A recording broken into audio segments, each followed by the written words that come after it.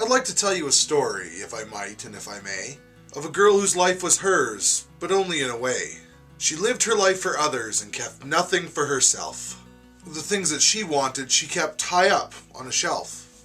She wasn't a slave or a captive, at least not with chains. She was a prisoner of the expectations she kept up in her brains. See, in her world, the most proper dream to behold was to be good, which meant to do as you're told.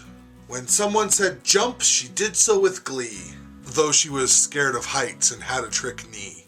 To make other people happy, that was the goal, although deep inside it shriveled her soul. Not that she didn't like people, she loved them in fact. And even when she didn't, she handled it with tact. But the girl had her own dreams, full of joy and desire, to be the her she was made to be, complete and entire. And being herself with the dreams all her own, to work with other selves, doing more than alone.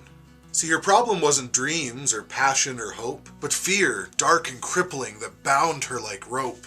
Fear of rejection, of disappointment, of letting people down, of seeing a smile on that other person frown. Then one day an elderly man strolled into her town, dressed shoddy and tattered with a toque like a crown, leaning heavily on a walking stick that had seen many miles. Yet in all this poverty, he seemed wealthy with smiles. He didn't seem to care what the townspeople thought about the way he was dressed, high-fashioned or not. The girl was intrigued. How could he be so glad when his mere presence in town made the other townfolk mad? There was a spring in his step in spite of his age, and a bubble of joy that reflected others' rage. What was his secret? She simply had to know. So she walked towards him, timid and slow.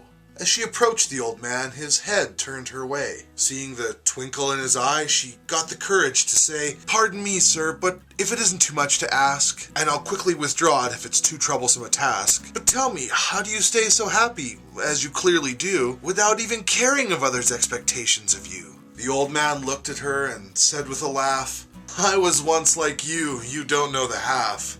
I lived only for others, and my conscience kept me down, and I spent my entire days pleasing everyone else around. But then I learned the truth that made everything new. Only I can make me happy, and only you can make you too."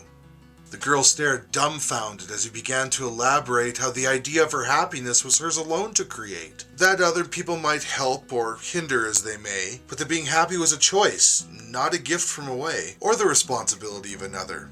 And to those that would hear, he said, "Live life with a passion, with love and no fear." With his lesson concluded, the man began to walk down the street, past the girl, and right down the block, right out of town and of sight, leaving the girl in the street, with the slightest of smiles and a tingle in her feet.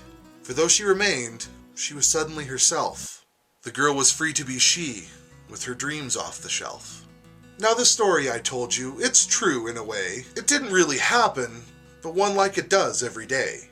Maybe the girl is you, or a friend or a brother, and you believe that happiness only comes by living for another. But you've heard the story, now it's yours, to be remembered or forgot, and like any other story, it can change you, or not.